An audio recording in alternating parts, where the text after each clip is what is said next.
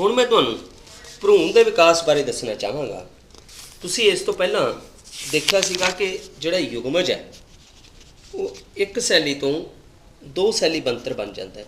ਦੋ ਸੈਲੀ ਤੋਂ ਬਾਅਦ ਇਹ ਫਿਰ ਬਹੁ ਸੈਲੀ ਬਣਤਰ ਬਣਦਾ। ਉਸ ਦਾ ਚਿੱਤਰ ਆ ਤੁਸੀਂ ਦੇਖ ਸਕਦੇ ਹੋ, ਇਹ ਬਹੁ ਸੈਲੀ ਬਣਤਰ ਹੈ। ਅਸਲ ਵਿੱਚ ਹੁੰਦਾ ਕੀ ਹੈ ਕਿ ਆਹ ਮਾਦਾ ਜਨਨ ਪ੍ਰਣਾਲੀ ਦਾ ਇੱਕ ਹਿੱਸਾ ਹੈ, ਜਿਸ ਵਿੱਚ ਤੁਸੀਂ ਆਹ ਵਾਲਾ ਜਿਹੜਾ ਹਿੱਸਾ ਦੇਖ ਰਹੇ ਹੋ ਇਹਨੂੰ ਬੱਚੇਦਾਨੀ ਕਹਿੰਦੇ। ਅਤੇ ਇਸੇ ਤਰ੍ਹਾਂ ਹੀ ਇਸ ਵਿੱਚ ਜਿਹੜਾ ਇੱਕ ਤੁਹਾਨੂੰ ਕਰ ਵਾਲਾ ਹਿੱਸਾ ਦਿਖ ਰਿਹਾ ਹੈਗਾ, ਤੁਹਾਨੂੰ ਮੈਂ ਪਹਿਲਾਂ ਵੀ ਦੱਸਿਆ ਸੀਗਾ, ਅੰਡ ਵਿਕਾਸ ਅੰਡ ਨਿਕਾਸ ਵਹਿਣੀ। ਤਾਂ ਇੱਥੇ ਤੁਹਾਨੂੰ ਆ ਅੰਡ ਨਿਕਾਸ ਵਹਿਣੀ ਦਿਖ ਰਹੀ ਹੈ, ਇਹਨੂੰ ਅੰਡ ਨਿਕਾਸ ਵਹਿਣੀ ਕਹਿੰਦੇ। ਤਾਂ ਹੁੰਦਾ ਕੀ ਹੈ ਕਿ ਜਦੋਂ ਇਸ ਹਿੱਸੇ ਦੇ ਵਿੱਚ ਸ਼ੁਕਰਾਣੂ ਪਹੁੰਚਦਾ ਹੈਗਾ ਬੱਚੇਦਾਨੀ ਦੇ ਵਿੱਚ, ਤਾਂ ਸ਼ੁਕਰਾਣੂ ਆਪ ਟਰੈਵਲ ਕਰਕੇ ਕਿੱਥੋਂ ਤੱਕ ਪਹੁੰਚਦਾ ਹੈ, ਜਿੱਥੇ ਇਸ ਵਿੱਚ ਅੰਡਕੋਸ਼ ਹੁੰਦਾ, ਮਾਦਾ ਦਾ ਅੰਡਕੋਸ਼ ਖੇਤਰ ਹੈ। ਇਸ ਅੰਡਕੋਸ਼ ਖੇਤਰ ਦੇ ਵਿੱਚੋਂ ਅੰਡਾਣੂ ਪੈਦਾ ਹੁੰਦਾ ਅਤੇ ਉਹ ਸ਼ੁਕਰਾਣੂ ਨਾਲ ਮੇਲ ਕਰਦਾ। ਸ਼ੁਕਰਾਣੂ ਨਾਲ ਜਦੋਂ ਉਸ ਦਾ ਮੇਲ ਹੋ ਜਾਂਦਾ ਹੈ, ਫਿਰ ਉਹ ਹੌਲੀ ਹੌਲੀ ਟਰੈਵਲ ਕਰਦਾ ਕਰਦਾ ਯੁਗਮਜ ਜਿਹੜਾ ਆ ਦੇਖੋ ਇੱਥੇ ਯੁਗਮਜ ਧਿਆਨ ਨਾਲ ਦੇਖੋ, ਇਹ ਦੋ ਸੈਲੀ ਬਣਤਰ ਹੈ। ਇੱਥੇ ਸ਼ੁਕਰਾਣੂ ਅਤੇ ਅੰਡਾਣੂ ਦਾ ਮੇਲ ਹੋਇਆ, ਉਹ ਦੋ ਸੈਲੀ ਤੋਂ ਫਿਰ ਇਹ ਹੋਰ ਵਧਿਆ ਚਾਰ ਸੈਲੀ, ਫਿਰ ਇੱਥੇ ਤੁਸੀਂ ਆਹ ਇੱਕ ਸੈਲੀ ਯੁਗਮਜ ਹੈ, ਇੱਥੇ ਦੋ ਸੈਲੀ ਬਣਿਆ ਜਿਹੜਾ ਅੰਡਾਣੂ ਅਤੇ ਸ਼ੁਕਰਾਣੂ ਦੋਨਾਂ ਦੇ ਮੇਲ ਦੇ ਨਾਲ। ਫਿਰ ਆਹ ਦੇਖੋ 8 ਸੈਲੀ ਬਣਤਰ ਬਣ ਗਈ, ਫਿਰ ਉਦੋਂ ਵੀ ਜ਼ਿਆਦਾ ਲਗਭਗ 16 ਸੈਲੀ ਬਣਤਰ ਬਣ ਗਈ। ਹੌਲੀ ਹੌਲੀ ਉਹਦੇ ਜਿਹੜੇ ਸੈੱਲ ਹੈਗੇ ਵੱਧਦੇ ਜਾਂਦੇ ਆ ਅਤੇ ਉਹ ਬੱਚੇਦਾਨੀ ਵਾਲੇ ਖੇਤਰ ਦੇ ਵਿੱਚ ਜਿਹੜਾ ਭਰੂਣ ਹੈਗਾ ਰੋਪਣ ਹੋ ਜਾਂਦਾ, ਉਹ ਇੱਥੇ ਪਹੁੰਚ ਜਾਂਦਾ। ਤਾਂ ਇਸ ਖੇਤਰ ਦੇ ਵਿੱਚ ਫਿਰ ਜਿਵੇਂ ਜਿਵੇਂ ਮਹੀਨੇ ਬੀਤਦੇ ਆ ਉਵੇਂ ਉਵੇਂ ਅਲੱਗ-ਅਲੱਗ ਅੰਗ ਬਣਦੇ ਹੈਗੇ ਆ ਇਸ ਬੱਚੇਦਾਨੀ ਦੇ ਵਿੱਚ। ਹੌਲੀ ਹੌਲੀ ਭਿੰਨ ਭਿੰਨ ਅੰਗ ਜਿਵੇਂ ਪੈਰ, ਸਿਰ, ਅੱਖਾਂ, ਕੰਨ ਆਦਿ ਵਿਕਸਿਤ ਹੁੰਦੇ ਆ। ਫਿਰ ਭਰੂਣ ਦੀ ਉਹ ਅਵਸਥਾ ਹੁੰਦੀ ਹੈ ਕਿ ਇਸ ਦੇ ਸਾਰੇ ਅੰਗਾਂ ਦੀ ਪਛਾਣ ਹੋ ਜਾਂਦੀ ਹੈ। ਤਾਂ ਇਸ ਵੇਲੇ ਵਿਕਸਿਤ ਹੋਏ ਭਰੂਣ ਨੂੰ ਕੀ ਕਹਿੰਦੇ ਆ, ਫੀਟਸ। ਉਸ ਦਾ ਪੂਰਾ ਨਾਂ ਫੀਟਸ ਆ ਜਾਂਦਾ ਹੈ। ਤਾਂ ਇਹ ਹੁਣ ਜਿਹੜਾ ਫਿਰ ਜਦੋਂ ਫੀਟਸ ਪੂਰਾ ਵਿਕਸਿਤ ਹੋ ਜਾਂਦਾ, ਉਸ ਤੋਂ ਬਾਅਦ ਜਿਹੜੀ ਮਾਤਾ ਹੈਗੀ ਹੈ ਇਸ ਬੱਚੇ ਨੂੰ ਜਨਮ ਦਿੰਦੀ ਹੈ। ਫਿਰ ਨਵਾਂ ਜੀਵਨ ਸ਼ੁਰੂ ਹੁੰਦਾ ਹੈ ਜੀਵ ਦਾ, ਜੋ ਇਸ ਧਰਤੀ 'ਤੇ ਆ ਗਿਆ। ਤਾਂ ਇਹ ਤਾਂ ਸੀਗਾ ਮਨੁੱਖ ਦੇ ਵਿੱਚ ਜਿਹੜੀ ਨਿਸ਼ੇਚਨ ਪ੍ਰਕਿਰਿਆ ਕਿਵੇਂ ਹੁੰਦੀ ਹੈ। ਤਾਂ ਉਸ ਤੋਂ ਬਾਅਦ 'ਚ ਮੁਰਗੀ ਦੇ ਵਿੱਚ ਅੰਦਰੂਨੀ ਨਿਸ਼ੇਚਨ ਕਿਵੇਂ ਹੁੰਦਾ ਹੈ, ਜਾਂ ਮਨੁੱਖ ਅਤੇ ਗਊ ਦੀ ਤਰ੍ਹਾਂ ਕੀ ਮੁਰਗੀ ਵੀ ਬੱਚਿਆਂ ਨੂੰ ਜਨਮ ਦਿੰਦੀ ਹੈ? ਕੀ ਤੁਸੀਂ ਸੁਣਿਆ ਕਦੇ ਵੀ ਮੁਰਗੀ ਬੱਚਿਆਂ ਨੂੰ ਜਨਮ ਦਿੰਦੀ ਹੈ, ਚੂਚਿਆਂ ਨੂੰ ਜਨਮ ਦਿੰਦੀ ਹੈ? ਨਹੀਂ, ਮੁਰਗੀ ਆਂਡਿਆਂ ਨੂੰ ਆਂਡੇ ਦਿੰਦੀ ਹੈ ਅਤੇ ਉਹਨਾਂ ਆਂਡਿਆਂ ਦੇ ਵਿੱਚੋਂ ਹੀ ਅਗਾਂਹ ਚੂਚਿਆਂ ਦਾ ਵਿਕਾਸ ਹੁੰਦਾ ਹੈ। ਆਂਡੇ ਦੇ ਬਾਹਰ ਇੱਕ ਬਹੁਤ ਕਠੋਰ ਕਵਚ ਹੁੰਦਾ, ਤਾਂ ਉਸ ਕਵਚ ਕਰਕੇ ਜਿਹੜਾ ਹੈਗਾ ਲਗਭਗ ਮੁਰਗੀ ਦੇ ਆਂਡੇ ਤੋਂ ਚੂਚਾ ਬਣਨ ਲਈ 3 ਹਫ਼ਤੇ ਦਾ ਸਮਾਂ ਲੱਗਦਾ। ਆਮ ਤੌਰ 'ਤੇ ਮੁਰਗੀ ਦੇ ਉੱਤੇ ਤੁਸੀਂ ਆਂਡੇ ਦੇ ਉੱਪਰ ਮੁਰਗੀ ਨੂੰ ਬੈਠੇ ਹੋਏ ਦੇਖਿਆ ਹੋਵੇਗਾ। ਉਹ ਕਾਰਨ ਇਹੀ ਹੁੰਦਾ ਕਿ ਮੁਰਗੀ ਉਸ ਆਂਡੇ ਨੂੰ ਆਪਣੇ ਥੱਲੇ ਲੁਕੋ ਲੈਂਦੀ ਹੈ ਤਾਂ ਕਿ ਉਸ ਨੂੰ ਨਿੱਘ ਮਿਲ ਸਕੇ, ਕਿਉਂਕਿ ਜੇ ਉਹਨੂੰ ਸਹੀ ਤਾਪ ਮਿਲੇਗਾ ਆਂਡਿਆਂ ਨੂੰ ਤਾਂ ਆਂਡੇ ਦੇ ਅੰਦਰ ਜਿਹੜੇ ਚੂਚੇ ਦਾ ਵਿਕਾਸ ਹੁੰਦਾ ਹੈ, ਠੀਕ ਹੈ ਨਾ, ਉਹ ਚੂਚਾ ਪੂਰੀ ਤਰ੍ਹਾਂ ਵਿਕਸਿਤ ਹੋ ਜਾਂਦਾ ਹੈ। ਤਾਂ ਉਹ ਜਦੋਂ ਪੂਰੀ ਤਰ੍ਹਾਂ ਵਿਕਸਿਤ ਹੋ ਜਾਂਦਾ ਫਿਰ ਉਸ ਚੂਚੇ ਵਿੱਚ ਜਿਹੜਾ ਚੂਚਾ ਹੈਗਾ ਉਹ ਆਂਡੇ ਦੀ ਬਾਹਰਲੀ ਕਠੋਰ ਕਵਚ ਨੂੰ ਹੌਲੀ ਹੌਲੀ ਤੋੜ ਕੇ ਉਸ ਵਿੱਚੋਂ ਬਾਹਰ ਨਿਕਲਣਾ ਸ਼ੁਰੂ ਹੋ ਜਾਂਦਾ। ਅਤੇ ਫਿਰ ਇੱਕ ਸਮਾਂ ਇਹੋ ਜਿਹਾ ਆਉਂਦਾ ਕਿ ਉੱਥੋਂ ਪੂਰਾ ਜਿਹੜਾ ਚੂਚਾ ਹੈਗਾ ਉਹ ਬਾਹਰ ਆ ਜਾਂਦਾ। ਤਾਂ ਬਾਹਰੀ ਨਿਸ਼ੇਚਨ ਵਾਲੇ ਜੰਤੂਆਂ ਵਿੱਚ ਭਰੂਣ ਦਾ ਵਿਕਾਸ ਮਾਦਾ ਦੇ ਸਰੀਰ ਦੇ ਬਾਹਰ ਹੁੰਦਾ। ਤਾਂ ਭਰੂਣ ਆਂਡੇ ਦੀ ਪਰਤਾਂ ਅੰਦਰ ਵਿਕਸਿਤ ਹੁੰਦਾ ਰਹਿੰਦਾ ਹੈਗਾ ਅਤੇ ਆਂਡਿਆਂ ਵਿੱਚੋਂ ਫਿਰ ਲਾਰਵੇ ਬਾਹਰ ਆਉਂਦੇ ਹੈਗੇ ਆ। ਜੇ ਆਪਾਂ ਮੱਛਰ ਦੀ ਗੱਲ ਸੁਣੀ ਹੋਵੇ ਜਾਂ ਡੱਡੂ ਬਾਰੇ ਸੁਣਿਆ ਹੋਵੇ ਤਾਂ ਉਹਨਾਂ ਵਿੱਚ ਲਾਰਵੇ ਪੈਦਾ ਹੁੰਦੇ ਆ। ਡੱਡੂ ਦੀਆਂ ਅਜਿਹੀਆਂ ਅਵਸਥਾਵਾਂ ਹੈਗੀਆਂ ਵੀ ਡੱਡੂ ਦੇ ਇੱਕ ਸਮਾਂ ਇਹੋ ਜਿਹਾ ਵੀ ਆਉਂਦਾ ਵੀ ਜਦੋਂ ਉਹਦੇ ਪੂਛ ਲੱਗੀ ਹੁੰਦੀ ਹੈ, ਜਦੋਂ ਆਂਡੇ ਤੋਂ ਲਾਰਵਾ ਬਣਦਾ, ਕਿਉਂਕਿ ਉਹਨੇ ਪਾਣੀ 'ਚ ਰਹਿਣਾ ਹੁੰਦਾ, ਪਾਣੀ 'ਚ ਉਹਨੇ ਤੈਰਨਾ ਵੀ ਹੁੰਦਾ, ਜਿਸ ਕਰਕੇ ਉਹਦੇ ਲਾਰਵਾ ਅਵਸਥਾ ਦੇ ਵਿੱਚ ਡੱਡੂ ਦੇ ਪੂਛ ਲੱਗੀ ਹੁੰਦੀ ਹੈ। ਪਰ ਜਿਵੇਂ ਜਿਵੇਂ ਉਹ ਲਾਰਵਾ ਅਵਸਥਾ ਤੋਂ ਬਾਲਗ ਹੁੰਦਾ ਜਾਂਦਾ ਉਸ ਦੀ ਜਿਹੜੀ ਪੂਛ ਆ ਉਹ ਗਾਇਬ ਹੁੰਦੀ ਜਾਂਦੀ ਹੈ। ਅਤੇ ਇੱਕ ਸਮਾਂ ਇਹੋ ਜਿਹਾ ਆ ਜਾਂਦਾ ਜਦੋਂ ਉਹਦੇ ਪੂਛ ਬਿਲਕੁਲ ਗਾਇਬ ਹੋ ਜਾਂਦੀ ਹੈ। ਫਿਰ ਡੱਡੂ ਜਿਹੜਾ ਹੈਗਾ ਜ਼ਮੀਨ 'ਤੇ ਆ ਕੇ ਉਹ ਤੁਰਦਾ ਫਿਰਦਾ ਹੈ ਜਾਂ ਸਿੱਲੀ ਮਿੱਟੀ ਜਿਹੜੀ ਆ ਉਹਦੇ ਥੱਲੇ ਉਹ ਲੁਕ ਜਾਂਦਾ। ਹੁਣ ਇਹਨਾਂ ਚੀਜ਼ਾਂ ਦੇ ਸਮਝਾਉਣ ਦੇ ਨਾਲ ਤੁਹਾਨੂੰ ਪਤਾ ਲੱਗ ਗਿਆ ਕਿ ਜੰਤੂ ਦੋ ਤਰ੍ਹਾਂ ਦੇ ਹੋ ਸਕਦੇ ਇਸ ਤਰੀਕੇ ਨਾਲ, ਬੱਚੇ ਦੇਣ ਵਾਲੇ ਅਤੇ ਆਂਡੇ ਦੇਣ ਵਾਲੇ ਜੰਤੂ। ਸੋ ਇੱਥੋਂ ਤੁਹਾਨੂੰ ਪਤਾ ਲੱਗਿਆ ਵੀ ਬੱਚੇ ਦੇਣ ਵਾਲੇ ਜੰਤੂ ਕਿਹੜੇ ਕਿਹੜੇ ਆ। ਉਹਦੇ ਵਿੱਚ ਮਨੁੱਖ ਜਿਹੜੀ ਉਦਾਹਰਣ ਹੈਗੀ ਆ, ਜਾਂ ਗਾਵਾਂ ਹੈਗੀਆਂ, ਬੱਕਰੀਆਂ ਹੈਗੀਆਂ, ਅਤੇ ਆਂਡੇ ਦੇਣ ਵਾਲੇ ਕਿਹੜੇ ਕਿਹੜੇ ਹੈਗੇ ਉਸ ਵਿੱਚ ਮੁਰਗੀ ਹੈਗੀ ਆ, ਡੱਡੂ ਹੈਗੇ ਆ। ਇਹ ਸਾਰੇ ਆਪਾਂ ਉਸ ਦੇ ਵਿੱਚ, ਜਾਂ ਛਿਪਕਲੀਆਂ ਹੈਗੀਆਂ, ਜਾਂ ਇਸ ਵਿੱਚ ਆਪਾਂ ਦੱਸ ਸਕਦੇ ਹੈਗੇ ਆ ਕਈ ਜਿਹੜੇ ਕੀਟ ਹੈਗੇ ਆ ਉਹ ਵੀ ਇਸ ਸ਼੍ਰੇਣੀ ਵਿੱਚ ਆ ਜਾਂਦੇ ਹੈਗੇ। ਸੋ ਆਹ ਇੱਕ ਕਿਰਿਆ ਹੈਗੀ ਆ। ਤੁਸੀਂ ਡੱਡੂ, ਛਿਪਕਲੀ, ਤਿਤਲੀ ਜਾਂ ਪਤੰਗਾ, ਮੁਰਗੀ, ਕਾਂ ਅਤੇ ਹੋਰ ਪੰਛੀਆਂ ਦੇ ਆਂਡੇ ਇਕੱਠੇ ਕਰਨ ਦੀ ਕੋਸ਼ਿਸ਼ ਕਰੋ ਤਾਂ ਕੀ ਇਹਨਾਂ ਦੇ ਜਿਹੜੇ ਆਂਡੇ ਹੈਗੇ ਆ ਇਕੱਠੇ ਹੋ ਜਾਣਗੇ। ਉਹਨਾਂ ਦੇ ਫਿਰ ਚਿੱਤਰ ਬਣਾਉਣੇ ਹੈਗੇ ਆ। ਵੈਸੇ ਤਾਂ ਨਾ ਹੀ ਕੋਸ਼ਿਸ਼ ਕਰੋ ਇਕੱਠੇ ਕਰਨ ਦੀ। ਕਿਸੇ ਦਾ ਜੀਵਨ ਹੈਗਾ, ਉਸ ਨੂੰ ਨੁਕਸਾਨ ਪਹੁੰਚਾਉਣ ਦਾ ਆਪਣੇ ਕੋਲ ਕੋਈ ਇਸ ਦਾ ਕੁਦਰਤ ਨੇ ਆਪਾਂ ਨੂੰ ਹੱਕ ਨਹੀਂ ਦਿੱਤਾ। ਹਾਂ, ਦੂਰੋਂ ਦੇਖ ਕੇ ਤੁਸੀਂ ਉਹਨੂੰ ਪਹਿਚਾਣ ਸਕਦੇ ਆ ਅਤੇ ਉਹਨਾਂ ਨੂੰ ਕੁਦਰਤੀ ਰੂਪ ਵਿੱਚ ਜਿਉਣ ਦਿਓ। ਤਾਂ ਫਿਰ ਆਪਾਂ ਇਹਨਾਂ ਜੀਵਾਂ ਨੂੰ ਦੋ ਸ਼੍ਰੇਣੀਆਂ ਵਿੱਚ ਕਹਿ ਸਕਦੇ ਹਾਂ। ਇੱਕ ਜਿਹੜੇ ਆਂਡੇ ਦੇਣ ਵਾਲੇ ਹੈਗੇ ਆ, ਉਹਨਾਂ ਨੂੰ ਆਪਾਂ ਇੰਗਲਿਸ਼ 'ਚ ਓਵੀਪੈਰਸ ਵੀ ਕਹਿ ਦਿੰਦੇ ਹੈਗੇ, ਉਹਦੀ ਉਦਾਹਰਨ ਦੇ ਸਕਦੇ ਹਾਂ। ਅਤੇ ਇੱਕ ਹੈਗੇ ਜਿਹੜੇ ਬੱਚੇ ਦੇਣ ਵਾਲੇ, ਜਿਨ੍ਹਾਂ ਨੂੰ ਆਪਾਂ ਵਿਵੀਪੈਰਸ ਵੀ ਕਹਿੰਦੇ ਹਾਂ। ਤਾਂ ਉਹਦੇ ਵਿੱਚ ਮਨੁੱਖ ਦੀ ਉਦਾਹਰਨ ਹੈਗੀ ਆ, ਉਹ ਆਪਾਂ ਦੇ ਸਕਦੇ ਹੈਗੇ। ਹੁਣ ਆਪਾਂ ਡੱਡੂ ਦੇ ਜੀਵਨ ਕਾਲ ਦੇ ਵਿੱਚ ਕੀ ਹੁੰਦਾ ਉਹ ਆਪਾਂ ਦੇਖਾਂਗੇ। ਆਪਾਂ ਇਸ ਤੋਂ ਪਹਿਲਾਂ ਮਨੁੱਖੀ ਜੀਵਨ ਕਾਲ 'ਚ ਕੀ ਹੁੰਦਾ ਉਹਦੇ ਬਾਰੇ ਦੇਖਿਆ। ਦੇਖੋ, ਆਹ ਇੱਕ ਡੱਡੂ ਦੇ ਜੀਵਨ ਕਾਲ ਦਾ ਇੱਕ ਪੂਰਾ ਚਿੱਤਰ ਹੈ। ਦੇਖੋ, ਇਸ ਦੀ ਇੱਕ ਅਵਸਥਾ ਇਹੋ ਜਿਹੀ ਹੁੰਦੀ ਹੈ ਜਦੋਂ ਇਹ ਆਂਡੇ ਹੁੰਦੇ ਆ ਇਸ ਵਿੱਚ, ਤੋਂ ਆਂਡਿਆਂ ਤੋਂ ਬਾਅਦ ਇਸ ਵਿੱਚ ਵਿਕਾਸ ਹੁੰਦਾ ਹੈ ਅਤੇ ਇਹ ਆਪਣੀਆਂ ਇੱਕ ਖਾਸ ਅਵਸਥਾਵਾਂ ਵਿੱਚ ਆ ਜਾਂਦੇ ਆ। ਜਿਵੇਂ ਇਸ ਵਿੱਚ ਸਭ ਤੋਂ ਪਹਿਲਾਂ ਆਂਡੇ ਦਿਸ ਰਹੇ ਆ ਡੱਡੂ ਦੇ। ਉਸ ਤੋਂ ਬਾਅਦ 'ਚ ਜਦੋਂ ਆਂਡਿਆਂ ਨੂੰ ਸ਼ੁਕਰਾਣੂ ਮਿਲ ਜਾਂਦੇ ਆ ਪਾਣੀ ਦੇ ਵਿੱਚ, ਤਾਂ ਉਹ ਆਂਡੇ ਕਾਹਦੇ 'ਚ ਤਬਦੀਲ ਹੋ ਜਾਂਦੇ ਆ?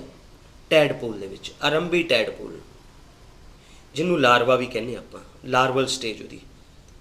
ਤਾਂ ਜਦੋਂ ਇਹ ਟੈਡਪੂਲ ਹੋਰ ਵੱਡਾ ਹੋ ਜਾਂਦਾ ਤਾਂ ਇਹ ਬਾਅਦ ਦਾ ਟੈਡਪੂਲ ਬਣ ਜਾਂਦਾ। ਇਹ ਦੋਨੇ ਅਵਸਥਾਵਾਂ ਅਤੇ ਆਹ ਤਿੰਨੇ ਅਵਸਥਾਵਾਂ ਇਹ ਪਾਣੀ ਵਿੱਚ ਵਾਪਰਦੀਆਂ ਡੱਡੂ ਦੀਆਂ। ਅਤੇ ਆਹ ਅਵਸਥਾ ਜਦੋਂ ਪੂਰਾ ਵਿਕਸਿਤ ਹੋ ਜਾਂਦਾ ਫਿਰ ਉਹ ਜ਼ਮੀਨ 'ਤੇ ਆ ਜਾਂਦਾ। ਤਾਂ ਇਹ ਤਿੰਨ ਅਵਸਥਾਵਾਂ ਇਹਦੀਆਂ ਹੈਗੀਆਂ, ਜਿਹਨੂੰ ਆਪਾਂ ਉਸ ਦੀਆਂ ਤਿੰਨ ਅਵਸਥਾਵਾਂ ਕਿਹੜੀਆਂ ਕਿਹੜੀਆਂ ਕਹਿ ਸਕਦੇ ਹਾਂ। ਪਹਿਲਾਂ ਆਂਡੇ, ਫਿਰ ਉਸ ਵਿੱਚ ਆਪਾਂ ਦੱਸਾਂਗੇ ਲਾਰਵਾ, ਅਤੇ ਫਿਰ ਆਪਾਂ ਉਸ ਤੋਂ ਬਾਅਦ ਦੱਸਾਂਗੇ ਉਹਦਾ ਪ੍ਰੌੜ। ਇਹ ਤਿੰਨ ਅਵਸਥਾਵਾਂ ਹੈਗੀਆਂ ਕਦੋਂ ਮਤਲਬ ਜਿਹੜੇ ਡੱਡੂ ਹੈਗੇ ਆ ਆਂਡੇ ਤੋਂ ਲਾਰਵਾ ਬਣਦੇ ਆ ਅਤੇ ਲਾਰਵੇ ਤੋਂ ਉਹ ਪ੍ਰੌੜ ਬਣਦੇ ਹੈਗੇ ਆ। ਪਰ ਜਿਹੜਾ ਰੇਸ਼ਮ ਦਾ ਕੀੜਾ ਹੁੰਦਾ ਉਸ ਵਿੱਚ ਲਾਰਵਾ ਅਵਸਥਾ ਤੋਂ ਬਾਅਦ ਇੱਕ ਹੋਰ ਅਵਸਥਾ ਹੁੰਦੀ ਹੈ ਜਿਸ ਵਿੱਚ ਉਸ ਦਾ ਇੱਕ ਪਿਊਪਾ ਬਣ ਜਾਂਦਾ, ਭਾਵ ਉਹ ਆਪਣੇ ਬਾਹਰ ਇੱਕ ਸੁਰੱਖਿਆਤਮਕ ਪਰਤ ਬਣਾ ਲੈਂਦਾ ਹੈ। ਉਸੇ ਸੁਰੱਖਿਆਤਮਕ ਪਰਤ ਤੋਂ ਹੀ ਰੇਸ਼ਮ ਦੇ ਕੀੜੇ ਤੋਂ ਰੇਸ਼ਮ ਜਿਹੜਾ ਹੈਗਾ ਉਹ ਪ੍ਰਾਪਤ ਕੀਤਾ ਜਾਂਦਾ, ਪਿਊਪਾ ਤੋਂ ਹੀ। ਅਤੇ ਉਸ ਤੋਂ ਬਾਅਦ ਦੇ ਵਿੱਚ ਉਹਦੀ ਪ੍ਰੌੜ ਅਵਸਥਾ ਆਉਂਦੀ ਹੈ, ਜਦੋਂ ਉਸਦੇ ਜਿਹੜਾ ਪਿਊਪਾ ਹੈਗਾ ਉਸਦਾ ਟੁੱਟ ਜਾਂਦਾ ਹੈ ਅਤੇ ਉਸ ਵਿੱਚੋਂ ਇੱਕ ਉੱਡਣ ਵਾਲਾ ਜਿਹੜਾ ਕੀਟ ਬਣ ਜਾਂਦਾ ਰੇਸ਼ਮ ਤੋਂ। ਤਾਂ ਰੇਸ਼ਮ ਦੇ ਕੀੜੇ ਦੀਆਂ ਵੀ ਇਹ ਅਵਸਥਾਵਾਂ ਹੈਗੀਆਂ। ਪਹਿਲਾਂ ਆਂਡਾ ਬਣਦਾ, ਫਿਰ ਉਸ 'ਚੋਂ ਲਾਰਵਾ ਬਣਦਾ, ਫਿਰ ਉਸ 'ਚੋਂ ਪਿਊਪਾ ਬਣਦਾ ਅਤੇ ਫਿਰ ਉਸ ਵਿੱਚ ਪ੍ਰੌੜ ਬਣਦਾ। ਤੋ ਇਹ ਸਾਰੇ ਜਿਹੜੇ ਸਰੀਰ ਵਿੱਚ ਬਦਲਾਵ ਆਏ, ਬਦਲਾਵ ਭਾਵ ਪਹਿਲਾਂ ਉਹ ਕਿਤੇ ਆਂਡਾ ਸੀਗਾ, ਫਿਰ ਉਹ ਆਂਡੇ ਤੋਂ ਲਾਰਵਾ ਬਣ ਗਿਆ, ਫਿਰ ਉਹ ਪ੍ਰੌੜ ਬਣ ਗਿਆ। ਇਸ ਪਰਿਵਰਤਨ ਦੀ ਅਵਸਥਾ ਨੂੰ ਕੀ ਕਹਿੰਦੇ ਆਪਾਂ?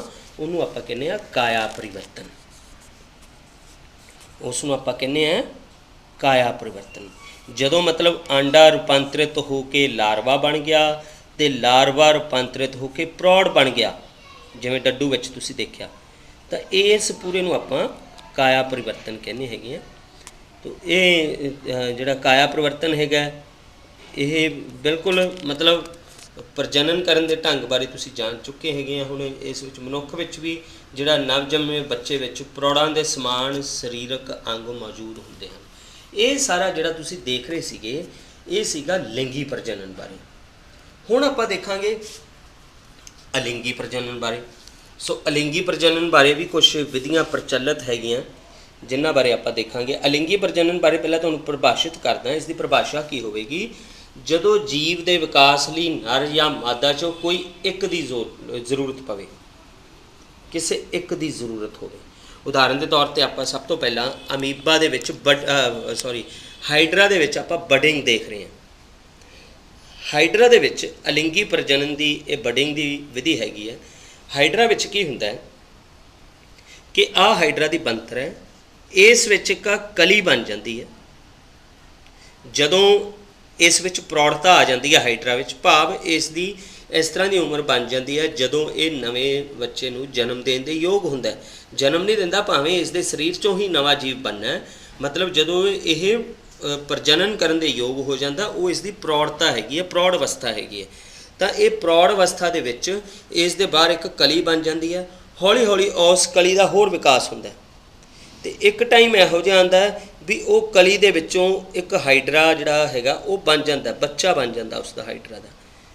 तो ये जिहड़ी कली नूं इहनूं बड भी कहने आ। तो इहो जिहियां कई बड बन सकदियां हाइड्रा के शरीर से, कोई एक नहीं, दो तीन चार जिन्नियां मर्जी बन सकदियां। तो फिर ये बड जिहड़ी की करदी हैगी, एक समा इहो जिहा आउंदा है कि ये अपने आप नूं इस शरीर तो वख कर लैंदी है। तो उदों ये जिहड़ी बड हैगी है ये अपना विकास आप करती है। तो इस प्रक्रिया नूं आपां किहड़ी विधि कहने, इस विच बडिंग, भाव जिहड़ी हैगी है कि जिहड़े माता हैगी आ उसके शरीर ते बड़ां दा निर्माण हो जाता, कलियां दा निर्माण हो जाता।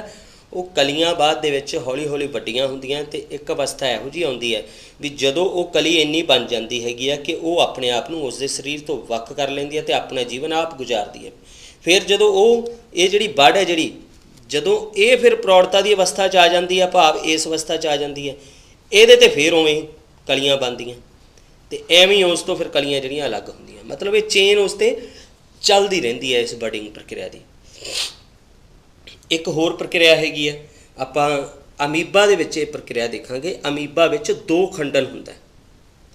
अमीबा दे विच की हुंदा, बड़े ध्यान नाल देखो, इहदे केंद्र दे विच तुहानूं केंद्रक दिख रहा ते आ साइड ते इस विच आ हैगा इसदा सैल द्रव ते बाहर इहदे प्लाज्मा झिल्ली हुंदी है, क्योंकि ये जंतु सैल है इसलिए इहदे बाहर सैल झिल्ली हुंदी है।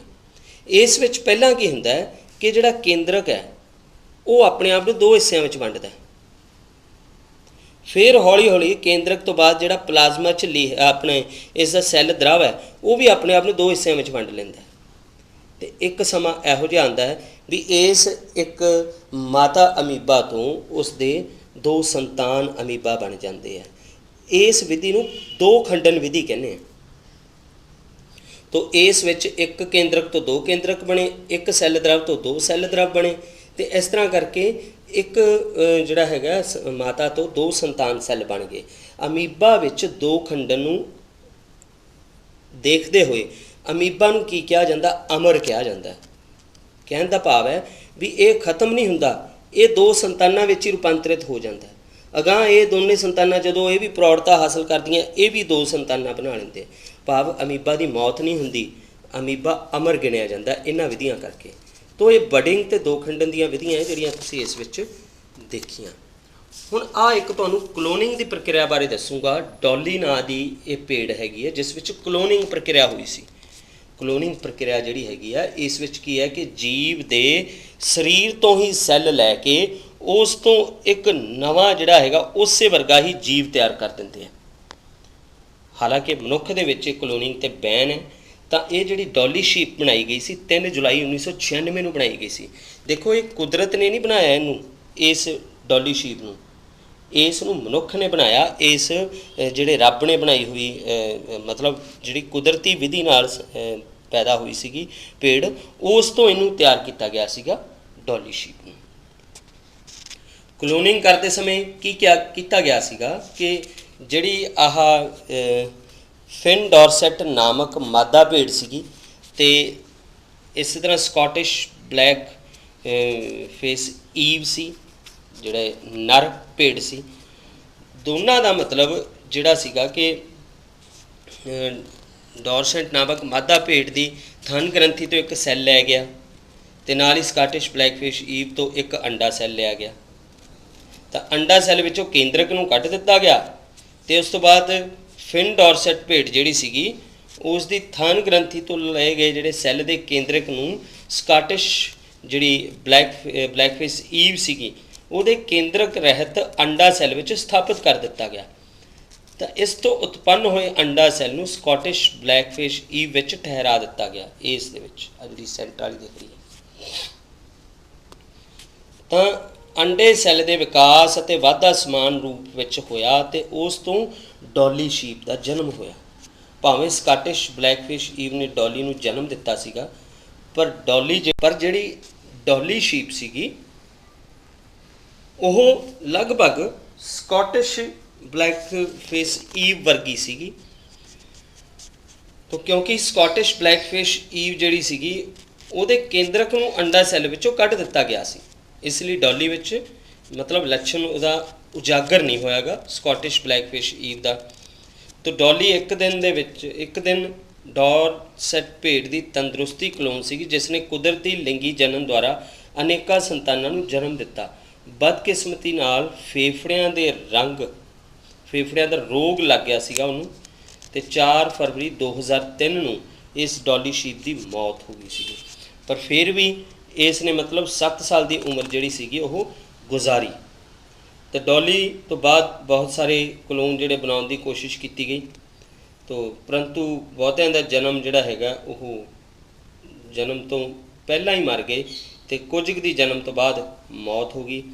ਤਾਂ ਇਸ ਦੇ ਨਾਲ ਜੰਤੂਆਂ ਵਿੱਚ ਅਕਸਰ ਹੀ ਜਨਮ ਦੇ ਸਮੇਂ ਕਈ ਵਿਗਾੜ ਪੈਦਾ ਹੁੰਦੇ ਰਹੇ, ਜਿਸ ਕਰਕੇ ਇਸ ਕਲੋਨਿੰਗ ਪ੍ਰਕਿਰਿਆ 'ਤੇ ਫਿਲਹਾਲ ਜਿਹੜੀ ਰੋਕ ਲੱਗੀ ਹੋਈ ਆ। ਪਰ ਫਿਰ ਵੀ ਵਿਗਿਆਨੀ ਜਿਹੜੇ ਆ ਉਹ ਇਸ ਤੱਥ ਵੱਲ ਧਿਆਨ ਦੇ ਰਹੇ ਆ ਵੀ ਆਉਣ ਵਾਲੇ ਸਮੇਂ ਵਿੱਚ ਇਸ ਕਲੋਨਿੰਗ ਪ੍ਰਕਿਰਿਆ ਦੇ ਨਾਲ ਹੋਰ ਜੰਤੂ ਜਿਹੜੇ ਆ ਉਹ ਪੈਦਾ ਕੀਤੇ ਜਾ ਸਕਣ।